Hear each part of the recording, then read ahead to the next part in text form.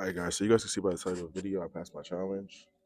In this video, I'll be showing you guys the backend stats of how I passed it, my strategy, trade breakdowns, and I might give you guys something at the end. So let's get into it. Alright guys, so we're at the AquaFunded dashboard. So what I wanted to show you guys is, first let's go over the account overview. So we made 2,595 on the account. The lots don't really matter because I'm on a smaller time frame. The trades it took, it says 4, it was actually 3 trades. You know, obviously the other position. I took a small loss, and I had not small loss. I had to basically just like, I accidentally put the wrong lot in, so I had to take out the trade, and then I ended up re-entering, and then yeah. So you guys are gonna see that though when I show you my history. My win rate was 75%. It would have been 100%, but we all know that's skewed. You know what I'm saying? Like I just caught a few winners in a row, so it is what it is. It took me 3 trading days. Average losing trade $17. You're gonna see that was literally one trade.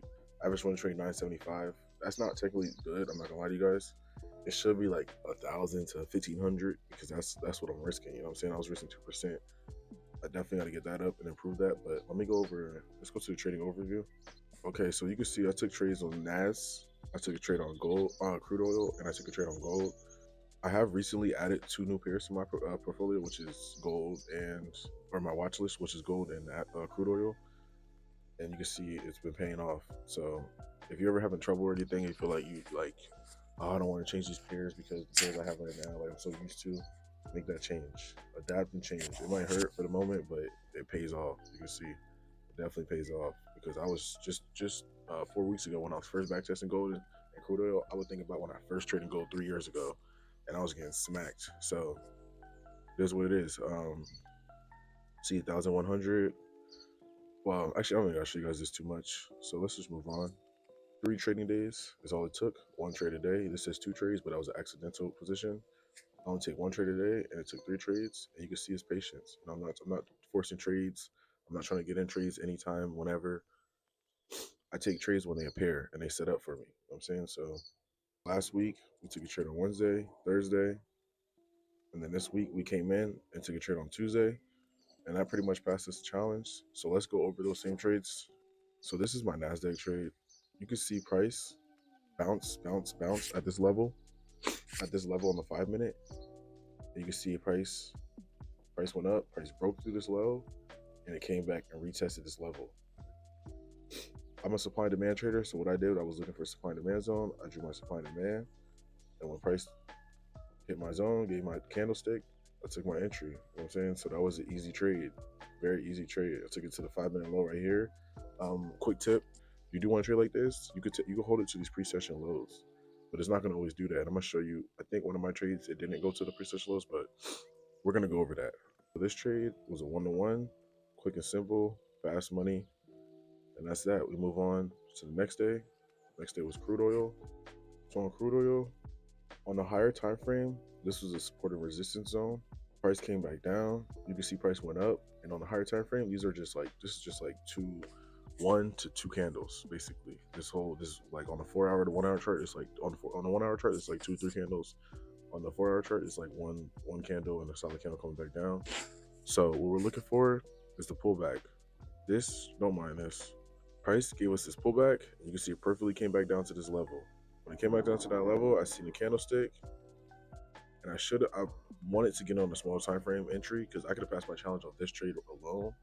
Just what you can see, this wicks right here. Price went above this candle and it pulled back. On the lower time frame, there's a zone that it pulled back to.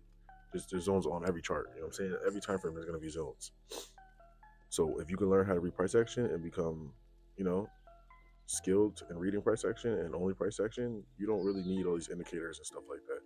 You'll be good and get a good R, risk to reward ratio, just alone with just price action and understanding these zones that price comes and bounces off of. You can see it gave 1 candle and it bounced from the zone and kept going.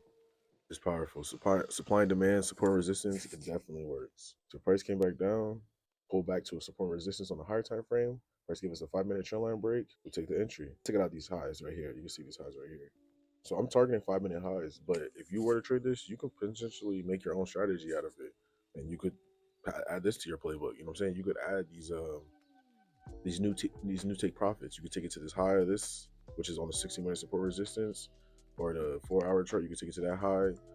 You can hold it to, you can scalp it like I'm scalping straight to the, because when you hold it to these highs on like the higher time frame, you're pretty much going to be like intraday trading, because on 60 minute to 4 hour, you're going to probably have to wait at least like an hour, 2 hours, which isn't bad at all. You know what I'm saying? I used to do that for sure. I still do that with some of my plays, but I don't mind scalping to the high. You know what I'm saying? I get with my back testing, it works for me and how I want to trade personally. Like if you can handle the lower win rate, then that's for you. You know what I'm saying? It fits you. That's your personality. I'd rather have a higher win rate, a lower risk to reward, because then I could just take my little base hits and keep it moving. And then when I do go on my drawdown, I just lower my size or whatever, and just implement my risk management strategy. So that's crude oil. You know what I'm saying? Very simple. I could have passed my challenge off this trade right here. I should have, technically, because I should have been following my rules. Should have went to a lower time frame, look for that zone, took my entry on like right here. I could see where price pull back to, and that would have been a 1 to 3. But instead, I got like a 1.5. So, or probably even like a 1R actually when I look at the trading history. So it is what it is. You know what I'm saying? Move on from it. This is like a taxi. If you miss it, just gotta wait for the next one. So move on to gold. So this gold trade was my last trade.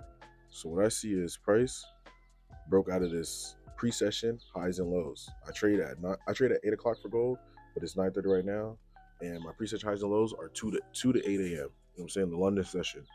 So price broke out of this pre-session and it came back and retested. This is a 5 minute pre-session. Price broke, retested. It's a 5 minute breakout. You can even see using candlesticks, price still was tapping. Price tap, came up, broke. That's enough conviction, enough confirmation to know that you need to look for entries. So what I did, price came back, pulled back, it never touched the zone. Price went down, pulled back up. I thought, okay, that's money. You know what I'm saying? Money in the bag. Price gave us his entry. I entered so late because I was already like thinking like the day was over. I stopped trading at 11. I stopped trading at 11. My thing is to 12 because I've been back testing whatever to try to see if I go see if I should trade to 12. But I stopped trading at 11 as of now, and it was 10:40, 10:35, and I was just like, let me just come back to the charts. I kind of walked away from the charts for the day, but I was like, let me just go back to the charts. I went back to the charts, and it was already 10:45, and price was already down here. I ended up waiting for it to pull back a little bit, got in, put my stop loss above this high, and all I needed was a 1-to-1. I could have held this trade would have been like a, if I got at my initial entry, it would have been like a one, like a 2R whatever, 2.5 whatever. But I got a little late, and all I needed was a 1-to-1, so I held it. So that was my trade. You know what I'm saying? That was my initial entry. But I'm gonna show you guys how. I'm gonna just now give you guys a quick tip on like my risk management. So let me just show you how I manage this trade in the lower time frame. And this is just like a price action gem. So you can see price pull back here. This is a zone. This is a 5 minute. Remember, this is a 5 minute supply zone. Price hit. So what is going to create on the lower time frame? Another zone. If it impulses, what can you see? All these candles surround this one big candle right here. This big candle. There's multiple entry points on these zones. You could try to get that type stop and do this. My fault. Sorry about that. My camera went out. So price, you can see price pull back to this 1 minute supply and demand. So this is a 1 minute supply and demand zone. This is a 5 minute zone right here. This is a 1 minute supply and demand zone. When price pull back, I drew up my 1 minute trend line. You can see price broke. It broke that 1 minute trend line, but I know it's a 1 minute trend line, so it's not that strong. You know what I'm saying? Like, it definitely is going to go in that direction, but we're using the 5 minute, the hour chart, the 4 hours, so price can potentially like, just easily reverse. It's not a strong level, but for us scalping it, it is pretty strong, and it does give us that conviction of price might go down. You know what I'm saying? It is going down. So when price broke that, I knew price would either pull back to this zone, which is this last candle. You can see this last candle. This is the supply demand zone, which it did actually. You can see right here, actually, now I look at it, or the swing high. Price pulled back to the swing, and it continued to dump. This is when it hit my TP. But you can see price did come back after this. But this is also another tip for why you don't want to play the third, fourth, fifth, sixth pullback in the trend. This is the first pullback. This is the second pullback. You don't want to play this because look, it'll stop you out. If you got into this, you just want to scalp to that bottom. And then even this, you still want to put your stop loss a little higher and just scalp it. Like I said, scalp it to these lows. You can take plenty of scalps in this. If you're trading the 1 minute chart, I'm not saying trade the 1 minute chart. Don't do that unless that's your strategy. But don't just trade it just because it's like, faster or whatever. But this is multiple entries. Like if I wanted to, I could potentially add on the position right here. Price pulls back, I can add on a position right here. But I don't trade like that. I'd rather go in full position. But I'm just showing you guys some ways that I manage my position, manage my trades, and how you would be able to manage your trades too. with this supply and demand strategy.